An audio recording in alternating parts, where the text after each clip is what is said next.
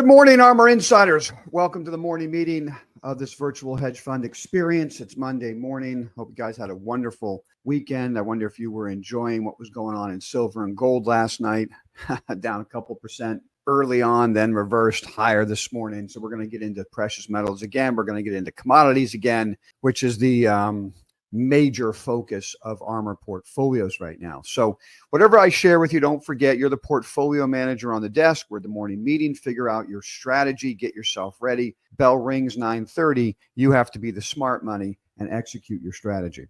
We are at that pivotal moment. If the market breaks down in unison, risk monitor's red, something's wrong. We'll find out later what it is. If the market holds up here, NASDAQ makes a new high, S&P takes out the high, that big down bar. Well, guess what? That was a nice consolidation, another consolidation before the market makes a new high again. I'm not going to get into debate with you on why it should go higher or why won't it go higher, or this, that, and the other thing. Fundamentals don't make a difference. We're in the throes right now of a momentum move, and momentum will keep on going until it's stopped. The easiest way to understand the market is it's an irresistible force, and you need an immovable object to change that force. That's it. Don't parrot to me complaints about PE ratios and all that other kind of stuff, okay? Because you could just parse those numbers any way you want to back up the egotistical fundamental story you're coming up with. And we don't do that on this desk. We read and react. We execute what we see. We let other people pretend they have a crystal ball, okay? But we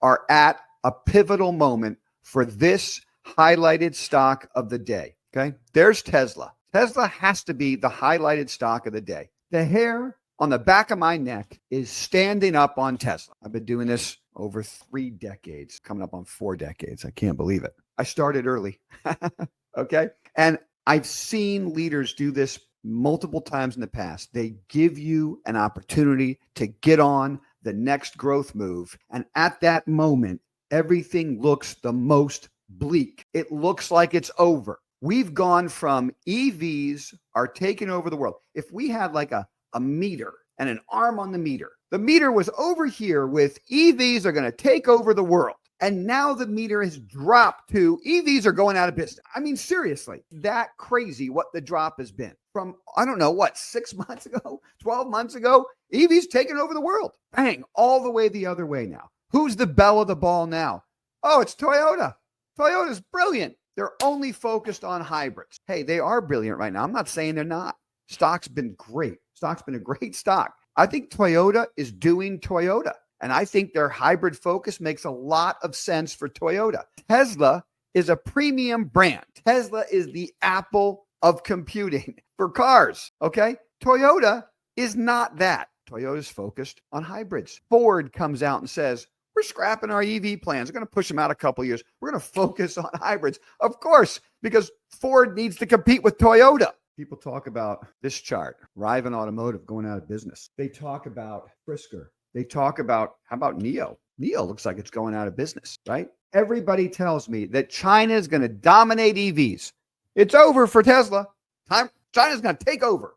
How many times have I heard that? I've been hearing about China taking over for decades now of all kinds of businesses. The cacophony, Chicken Little freaking is so loud right now that Tesla's done that it makes me want to own the stock. The guy who runs the company is a magician. Got a lot of rabbits in the hat. I'll believe this story is dead when I see it, right? When I see it dead, I'll believe it. But what this looks like to me is a reset, fundamentally, a reset of the EV expectation. Look, Musk came out last earnings announcement and said deliveries are going to be horrible. Then deliveries come out and they're horrible. And all we read are analysts, oh my God, it was worse than I thought, blah, blah, blah. Well, you didn't listen to what he was saying, okay? It's going to be horrible. They're all lowering the numbers, blah, blah, blah. I get it.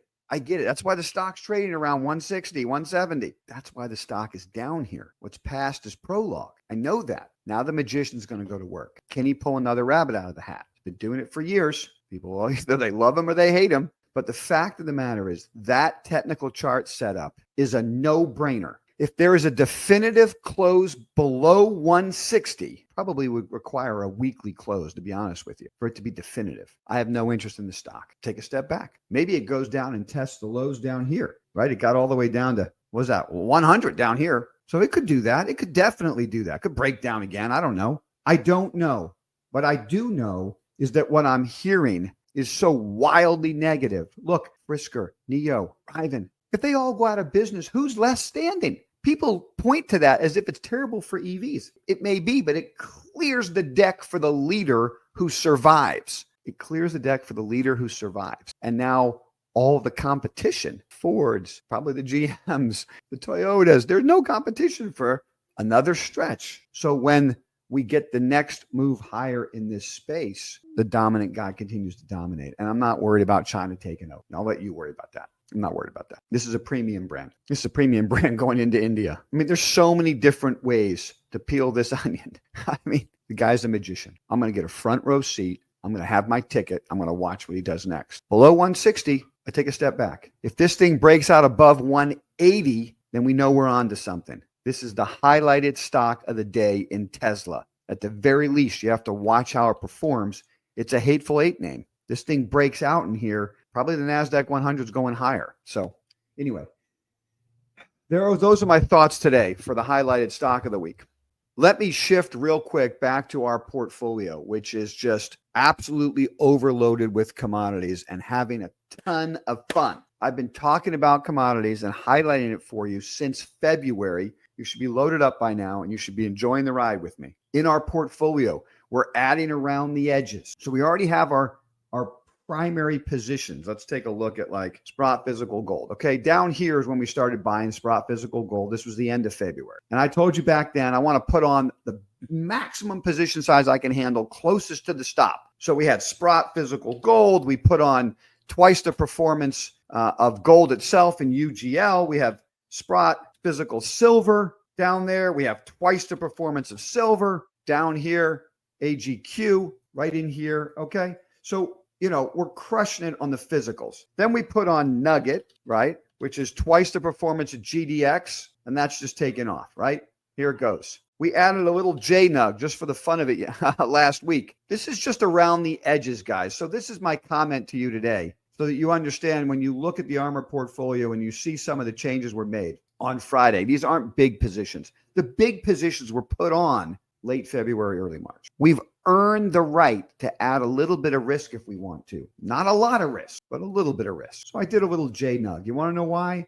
Because look at the weekly chart of the junior miners. And this is exactly how you want to stack your commodities or certainly your precious metals position. You start with physical. If you get that right, you go with the big cap miners. If you get that right, you can layer on some higher risk names as the bull starts to charge. And that's what we did last week. So here's a couple of higher risk names, right? A little bit, not too much, but a little exposure there as JNUG just broke out. DSVSF, one of our favorite silver plays, trading under $1. Before this whole thing is over, silver, if it's up the degree we believe, this stock is a home run. I don't usually talk about stocks under $1.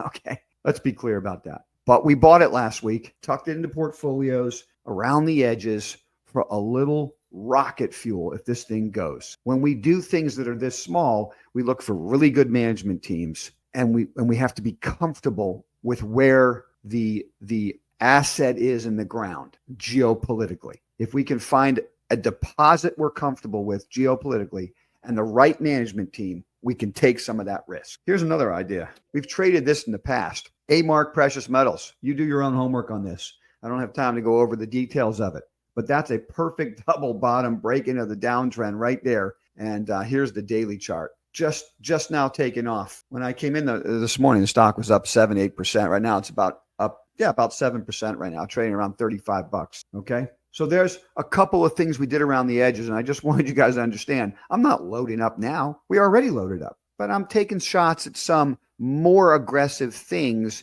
that are the next layer of this move. Erez brought into the room a great idea, and we're going to talk about it during the live stream starting at 9:30 in a completely different area. That was a total gift this morning, Erez. I really appreciate that gift. I want to talk to you about the geopolitical situation of where their assets are located. But other than that, boy, it looks interesting. So we're going to go over that during the live desk. Okay. Let me wrap up real quick, as I always like to, with the ARMR carry portfolio. And I'll share with you step by step as we go what the setups are starting at 9:30. ARMR Report subscribers, don't forget, you can ask questions. Anyway, I see somebody did. Oh, okay. I mean, didn't ask a question, but you added that Ford is pushing out into 2030. I love it. I love it. So don't forget, ARMR Report subscribers. By the way, glad to have all of you. Thanks so much. Those of you who've joined us recently, glad to have you. Don't forget, you're watching this live. You can throw questions in the comment section of the YouTube video. If you're watching it later today, feel free to throw in questions and comments. I'm always out there answering for you if you've got a question, okay? And then the rest of the day, you're on your own. Now, if you want to trade with us all day, ARMR Insiders, we get that started at 9:30, which I got to go and get that live stream going. So ARMR Insiders, Slack room access, YouTube video, live stream, trading all day. I'll see you guys there at 9:30. And of course, if anybody needs to, we can work together from a money management point of view, since I do that as well. So if it makes sense for you and for me, we can always talk about that. Just give me a call, a direct message. We'll figure that out. All right, everybody, at the end of the day, remember, no matter what I'm saying or what anybody else is saying, it's your job. Figure out your risk tolerance, figure out your goal, execute your strategy, and be the smart money. Have a great trading day, guys.